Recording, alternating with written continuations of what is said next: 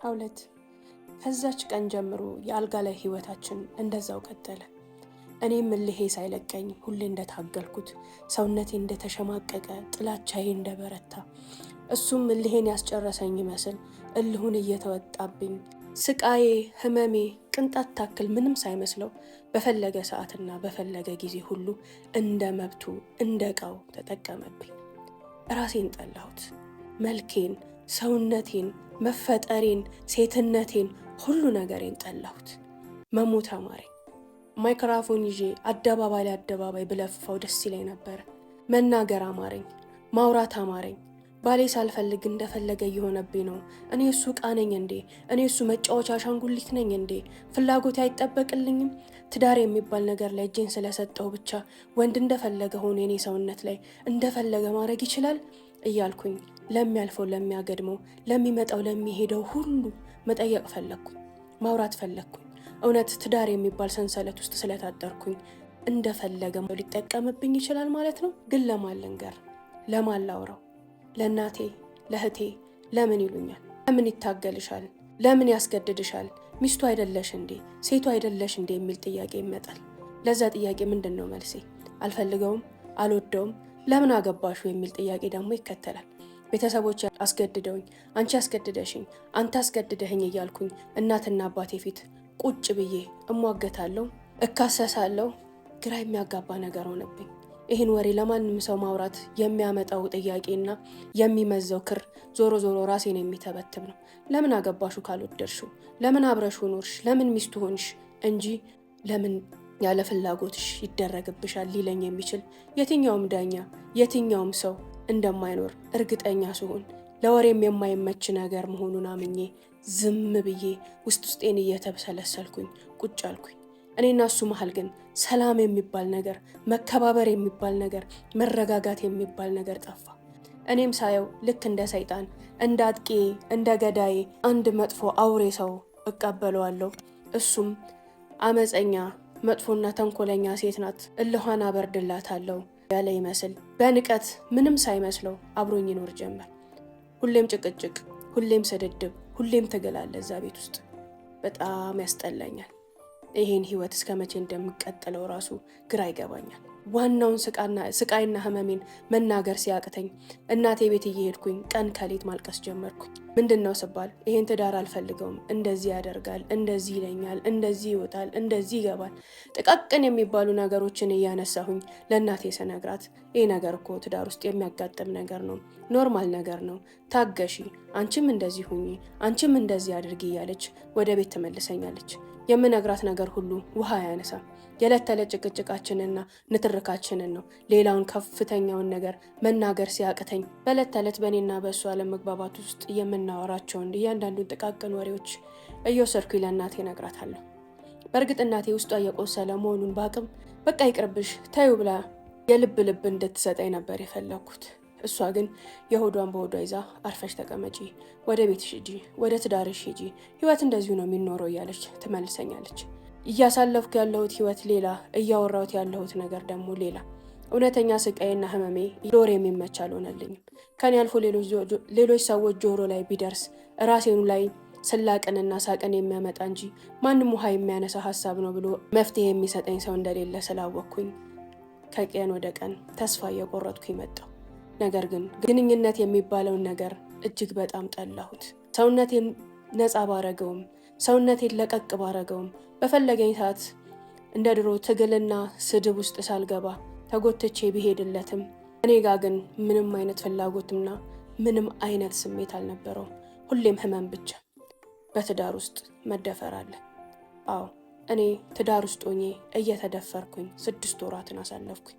በእነዛ 6 ወራት ውስጥ ሴት ልጅ ስለፈለገች ወይም ደስተኛ ሆና ግንኙነት ስላደረገች አይደለም የምታረግዘው። አረገዝኩኝ።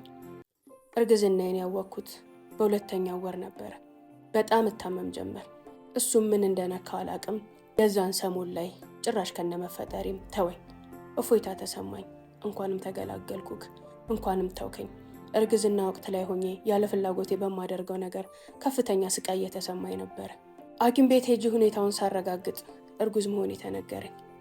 ደስም አላለኝም፣ አልከፋኝም። ብቻ በቃ ባርነት ውስጥ እንደገባው አሰብኩኝ። ባሪያ ሆኛለሁ።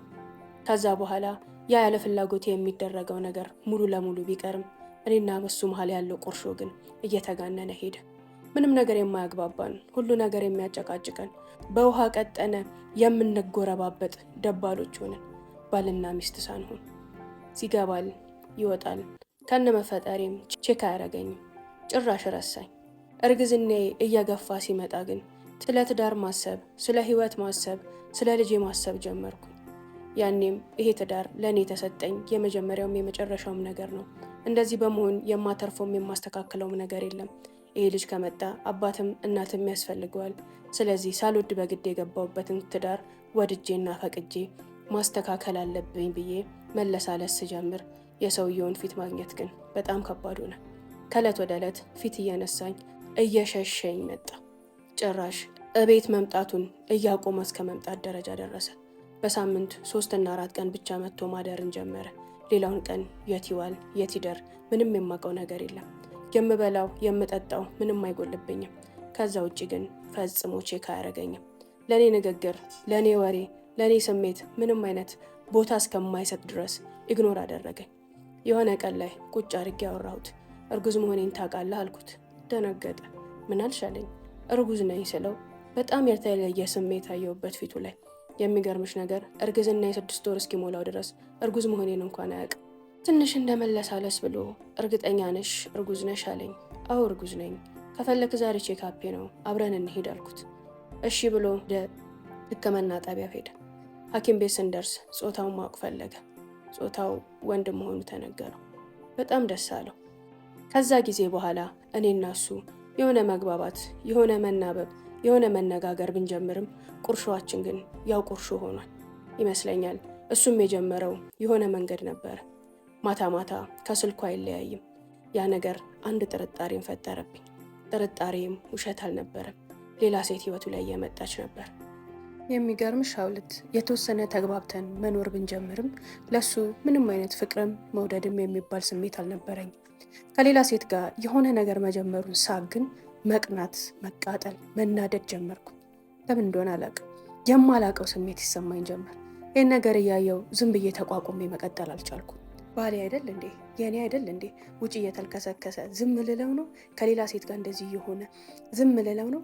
እንዴት ቢያስበኝ ነው? እንዴት ቢንቀኝ ነው እያልኩኝ ሌላ ስሜት ውስጥ ገባ።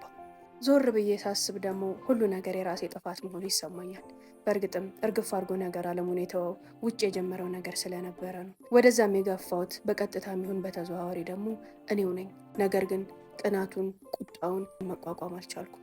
ማንም የጣለውን ሲያነሱበት አይወድም የሚባለው እውነት ነው። ሌላ ሴት ህይወት ውስጥ እንዳለች ሳቅ፣ ከሌላ ሴት ጋር መገናኘት፣ ማውራት፣ መውጣት፣ መግባት መጀመሩን ሳቅ፣ ፍቅር ይሁን እልህ ይሁን ቁጣ ይሁን የኔነት ስሜቴ ገንፍሎ ወጥቶ ድጋሚ ሌላ ቶፒክ፣ ሌላ ኢሹ ደግሞ ቤቴ ውስጥ በዛ ተከፈተ። ከሌላ ሴት ጋር ግንኙነት እንዳለው በደንብ አረጋገጥኩኝ። እኔ እንዳወቅኩኝ እሱም አውቋል። ማወቄን ቢያቅም ፊት ለፊቴ እንደፈለገ ቢጻጻፍ፣ እንደፈለገ ቢያወራ፣ እንደፈለገ እያደረ ቢመጣም ምንም አልመሰለው። ጭራሽ ይሄንን ማድረጉ እኔን እንደሚያስደስተኝና ጉሱ ከኔ ስለራቀ ምቾት እንደተሰማኝ አድርጎ ቆጥሮታል።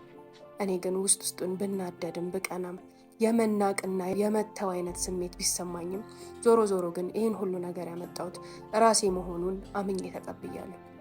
ከዛም ባለፈ ይቅርታ ተጠያይቀን ይህን ነገር ጠይቄው ወደ እሱ ተለሳልሼ ቀርቤ አብረን መቀጠል ብንችል እንኳን ስለ አልጋ ላይ ግንኙነታችን ሳስብ ጭንቅ ይለኛል። ያን ነገር በጣም ጠልቼዋለሁ። ሀውለት ከምልሽ በላይ ገና ሳስበው እንኳን ምሽቱ እንኳን ያስጠላኛል። ሰውነቴን እንደሆነ ነገር ይነዝረኛል። ለምን እንደዚህ አይነት ነገሮችን ታደርጋለህ ብዬ ማናገር ማለት ከዚህ በኋላ ላንተ በሁሉም ነገር ዝግጁ ነኝ፣ በፈለግከኝ ሰዓት ታገኘኛለህ፣ ያለፈውንም ነገር ትቼዋለሁ፣ በሚሆነውም ነገር ደስተኛ ነኝ ብሎ አረንጓዴ ካርድን እንደማሳየት አድርጌ ቆጠርኩት። ስለዛም የነበረኝ አማራጭ አንዴ ብቻ ይሄን ልጅ ልውለድ። ይሄ ትዳር ፈጽሞ የሚሆነኝ አይደለም። ልጄን ብቻ በሰላም ልገላገል እንጂ ከዚህ ህይወትማ እወጣለሁ። እሱ እያደረገ ያለው ነገር ደግሞ ከኔ የመጣ ሳይሆን የራሱ ጥፋት እንደሆነ የሚያሳይልኝ ትልቅ አጋጣሚ ነው። መረጃዎቹ ብቻ መሰብሰብ የሚላላካቸውን ቴክስቶች፣ የሚያወራቸውን ነገሮች እያንዳንዳቸው ወደ ስልኬ እያገለበጥኩ ሰዓት ላይ ከየትኛውም ጊዜ በላይ ስለ ፍቺ፣ ስለ መለየት ብቻ ማሰብ ጀመርኩ። ነገር ግን እንደዚህ እየተዳከምኩ ወደጄ ልጄን በሰላም ለቀላቀል ከአራስ ቤት አራስ ቤት ተመልሼ እዚህ ቤት አልመጣም ወሰንኩ። የሚገርምሽ አለት ቤተሰቦቼ ለሱ ሲድሩ የጠበቁት ብዙ ነገር ነበረ። ዝምድና፣ ቤተሰባዊነት፣ አብሮ መስራት፣ አብሮ ማደግ፣ ብዙ ነገሮችን ድሪም አድርገው።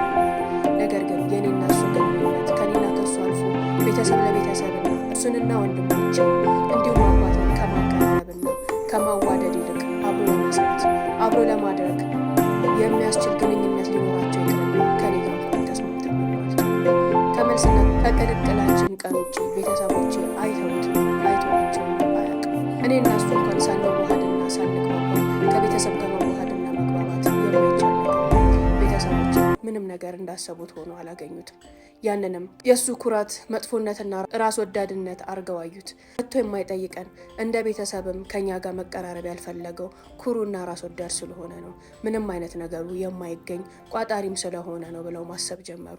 ከዛም አልፎ በየጊዜው እኔ እየሄድኩኝ የምነግራቸው ስሞታና ብሶት ስለሱ ያላቸውን አመለካከት ሙሉ ለሙሉ ወደ መጥፎ ቀይሮታል። በዛም ለልጃቸው የመረጡት ምርጫ ትክክል ያልሆነና የመረጡትን መራት እንዳሰቡት ስማቸውንም ሀብታቸውንም አብሮ ሊያስኬድላቸው የማይችል ተራ ሰው እንደሆነ ተረድተዋል። ተራነቱ በስነ ምግባሩ ከቤተሰብ ጋር ባለመቀራረቡ ራስ ወዳድ በመሆኑና ኩራት ያለበት መጥፎ ትዕቢተኛ ነው ብለው አባቴም እናቴም ወንድሞቼም ጠቅላላ ስለሱ ጭንቅላታቸው ላይ መጥፎ ነገርን ሳሉ። የጋብቻ የመጀመሪያ ሰሞን ላይ ስላገኙት ትልቅ ቤተሰብና ትልቅ ሰዎች ባገኙበት በሄዱበት ሁሉ በኩራትና በልበ ሙሉነት ይናገሩ የነበሩ ቤተሰቦቼ አፋቸውን ሸብበው አይ የማይሆን ቦታ ነው የገባ ነው፣ አይ ልጃችንን የማይሆን ቦታ ነው የጣልናት እያሉ መማረርና መጸጸት አምጥተዋል። ያን ያመጣሁት አንድ እኔ፣ ምክንያቱም ከኔ ጋር ሳይግባባ ከኔ ጋር ሳይዋደድ የኔና እሱ ህይወት ምኑም ሳይለይለት ከቤተሰቦቼ ጋር መግባባት አይችልም። ያንን እነሱ መጀመሪያም አልተረዱትም ነበር። ሁለተኛ ደግሞ በየጊዜው እየወሰድኩኝ የማለቅሰው የምናገረው ነገር ሁሉ ጭንቅላታቸው ላይ እጅግ በጣም መጥፎ ነገርን ፈጥሯል። ከዕለት ወደ ዕለት እርግዝናዬ እየገፋ በመጣ ቁጥር እናቴ አርፈሽ ተቀመጪ፣ ትዳር እንደዚህ ነው፣ ህይወት እንደዚህ ነው ስትለኝ የነበረችው አሁን ግን ይሄ ህይወት አያስፈልግሽም፣ ይሄ ትዳር አያስፈልግሽም፣ አሁንም ቢሆን ወደ ቤትሽ መመለስ ትችያለሽ፣ እማይሆን ሰው ጋር የጣልንሽ፣ እማይሆን ሰው ጋር የከተትንሽ እያለች ማለት ጀምራለች።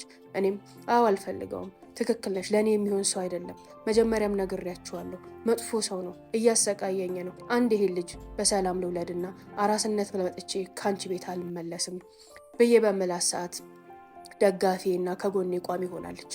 እኔ ፍቺ በመፈለጌ ማንም የሚቃወመኝምና አይሆንም፣ ትዳርሽን ምሪው፣ ቤታችሁን አስተካክሉ፣ ችግራችሁ ምንድን ነው፣ ሽማግሌ ይላችሁ፣ ቤተሰብ ይሰብሰብላችሁ የሚል አንድም ሰው አልነበረም።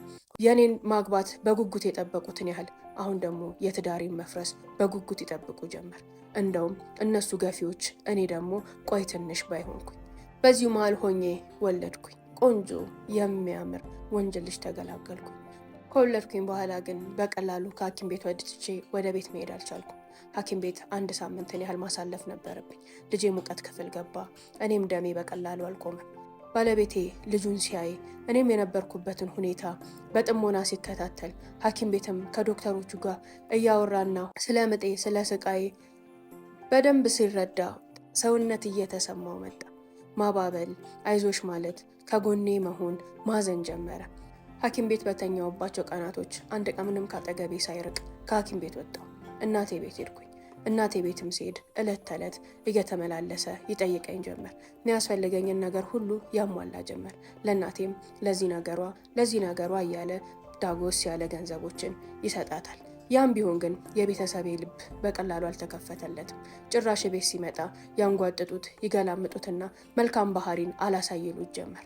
እንደዛም ሆኖ ግን ምንም ወደ ኋላ ሳይል ልጁን ሲያይ በጣም መጓጓት፣ ትዳሩን መፈለግ፣ እኔንም መፈለግ ጀመር።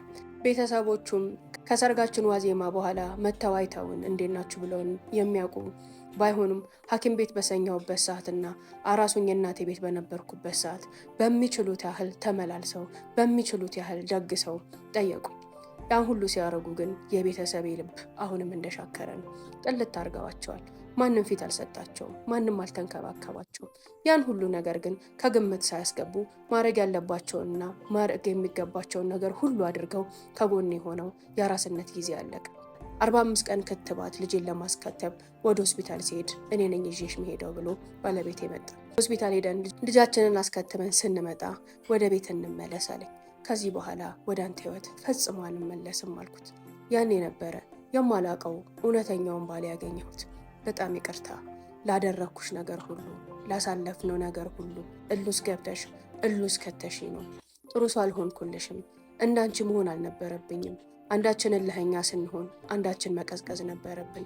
ነገር ግን የምትሳደቢያቸው የነበሩት ቃላቶች፣ ትዕቢትሽ፣ ንቀትሽ እጅግ በጣም ወንድነቴን ተፈታተነኝ።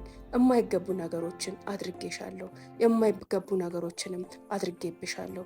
ከገባውበት መጥፎ ህይወት ወጥቻለሁ። ከዚህ በኋላ አንቺ የፈለግሽውን ያህል ጊዜ እጠብቅሻለሁ፣ እታገዝሻለሁ፣ እንከባከብሻለሁ። ልጃችንን ግን አብረን እናሳድገው።